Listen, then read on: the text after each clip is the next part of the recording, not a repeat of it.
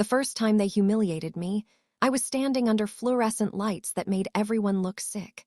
The air smelled like burnt coffee and cheap floor cleaner, the kind that promises lemon and delivers despair. I was 27, wearing a borrowed blazer, waiting for my name to be called. I thought I was there for an interview. They thought I was there to be reminded of my place.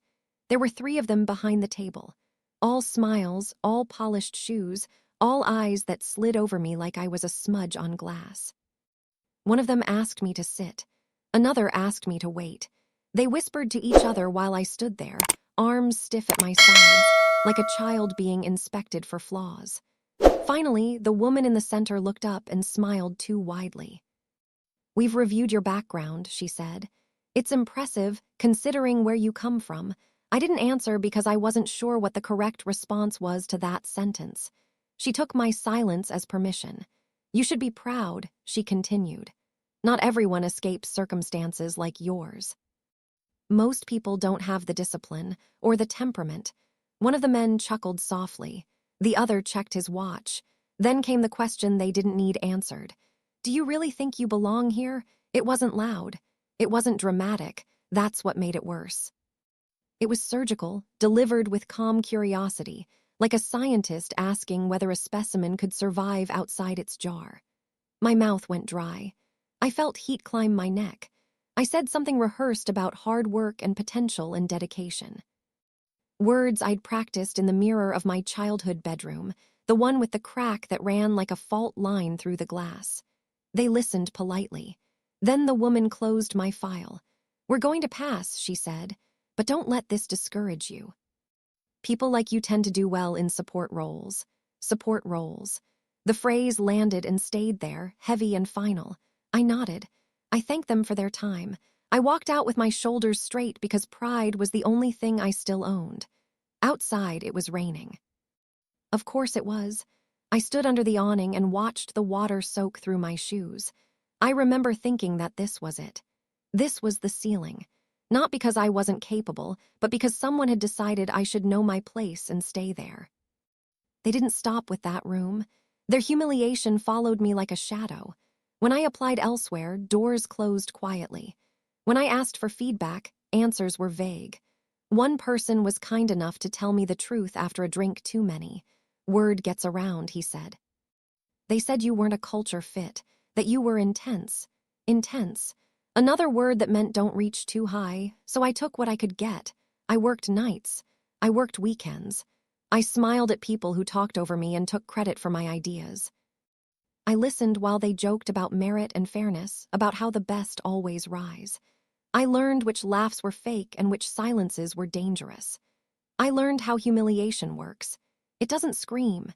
It whispers again and again until you start whispering it to yourself. At my lowest point, I ran into one of them by accident, the man who had checked his watch. We were in a grocery store of all places. He was holding an expensive bottle of olive oil. I was counting coins. He recognized me instantly. I saw it in his eyes, that flicker of memory, of context snapping into place. "Oh," he said, smiling, "you're still around, as if survival itself was a failure. He nodded once, satisfied, and walked away. I stood there, frozen between shelves of discount pasta, feeling something cold settle in my chest. That night, I didn't cry. I didn't rage.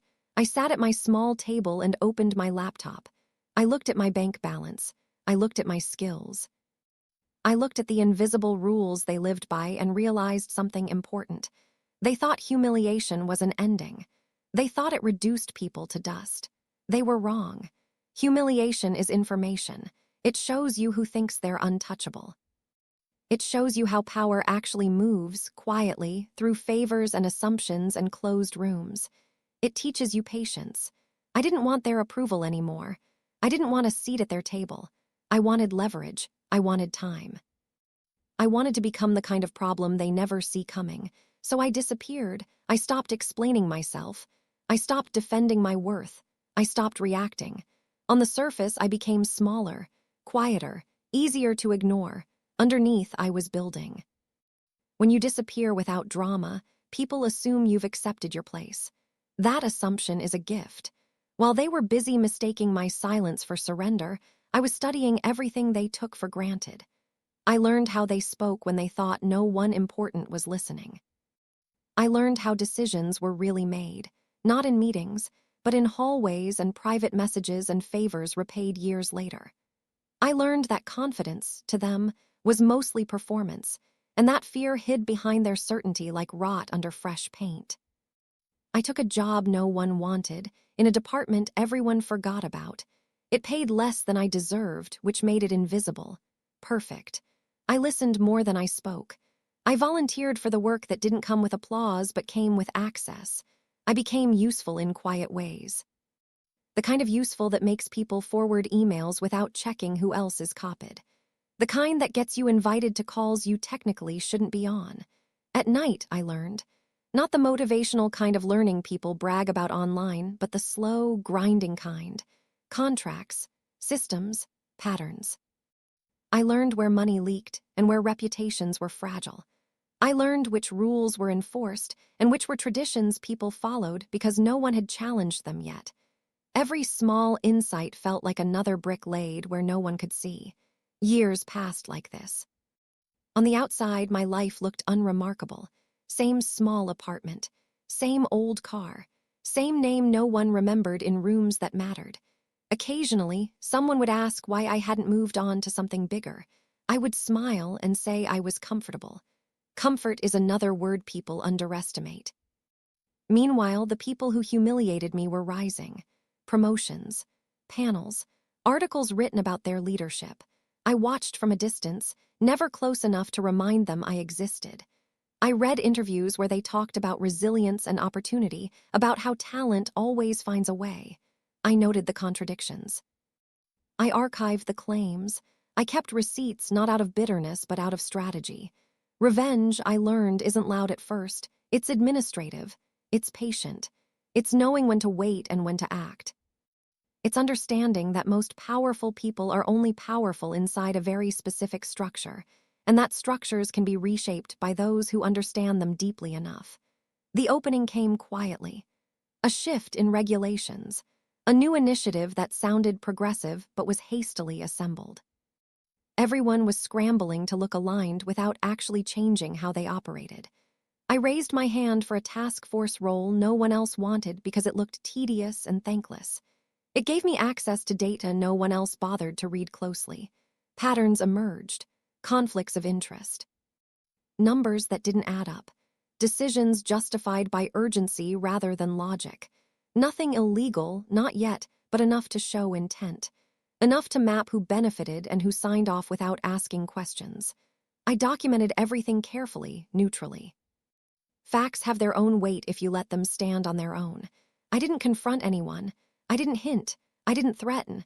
I kept being helpful, dependable. The kind of person people trust with small things, then larger ones, because you've never given them a reason not to. Trust, I discovered, is the easiest door to walk through if you're not in a hurry. Eventually, my name started appearing in places it hadn't before. Footnotes, internal acknowledgments. Quiet praise passed sideways rather than up. I became known as someone who solved problems without creating noise. That reputation traveled faster than I did. One afternoon, I was asked to brief a senior group. I recognized the names immediately. My pulse stayed steady. I had imagined this moment too many times to let it rattle me now. When I walked into the room, older, calmer, dressed plainly, no one recognized me. That anonymity felt like armor. I spoke clearly. I didn't embellish. I laid out the risks, the inconsistencies, the future consequences if things continued as they were. I offered solutions that protected the institution, not individuals. Heads nodded, notes were taken. Questions were asked respectfully. I answered them all. At the end, one of them said my name slowly as if tasting it. "We should have had you involved earlier," he said. I smiled. Inside, something clicked into place. This wasn't the revenge. This was the door opening. The real work was about to begin. Power rarely announces when it shifts. It moves like a shadow at dusk, almost unnoticeable until you realize the light has changed. After that meeting, things accelerated, not because I pushed, but because momentum finally found me. I was pulled into conversations that used to happen behind closed doors. People asked for my opinion, then waited for it. I made sure every word I spoke was measured, every suggestion framed as protection rather than accusation. I wasn't there to expose anyone. I was there to redesign the board they were standing on. The initiative expanded. Oversight tightened. External reviewers were brought in under the language of transparency. The same people who once spoke about culture fit and temperament now spoke about accountability and alignment.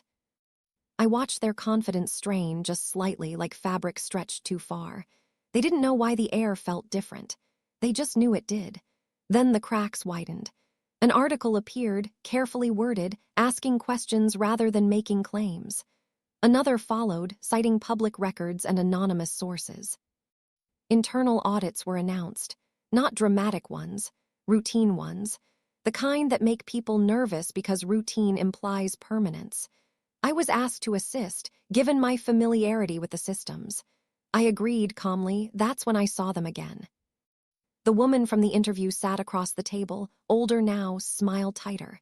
She looked at me, searching her memory, sensing familiarity without context. I introduced myself. My name meant nothing to her. That was the first real sting, I think, not being remembered, not being important enough to place. As the weeks went on, the findings accumulated. Decisions that had once been praised were now questionable. Favor networks became visible when traced over time. No single scandal, just an undeniable pattern. Responsibility, like gravity, pulled downward. One by one, they were asked to step aside. Not fired, not yet. Just reassigned, leaves of absence, statements about personal reflection and future opportunities, the language of soft landings. They still smiled in public, but their eyes were different. They watched doors close the way I once had. The final moment came unexpectedly. A conference full of people who believed in narratives. I was on a panel invited for my expertise. As I spoke, I saw him in the audience, the man from the grocery store, the one who had said I was still around. Our eyes met. Recognition hit him like a delayed impact. I saw it land. The past rushing forward to meet the present. After the panel, he approached me. He hesitated before saying my name, as if unsure he deserved to. He congratulated me. He said it was impressive how far I'd come. There was something almost pleading in his tone, like he wanted reassurance that the story still made sense, that people ended up where they belonged. I smiled politely. I thanked him. I told him I'd learned a lot from the past. He nodded, relieved, mistaking civility for forgiveness. I didn't correct him. Revenge, in the end, wasn't about watching them fall. It was about watching the world adjust without them, about seeing systems function better once their quiet obstruction was gone. It was about knowing that the humiliation they handed me had been recycled into something they could never touch. They never expected patience. They never expected silence. They never expected that the person they dismissed would become invisible long enough to reappear as infrastructure. By the time they realized what had happened, there was no villain to point to, no confrontation to dramatize. Just outcomes, just consequences. Sometimes I think about that younger version of myself, standing under those fluorescent lights, wondering if that was the ceiling. I wish I could tell them that ceilings are only real if you accept them. That humiliation can be fuel if you don't burn it too fast.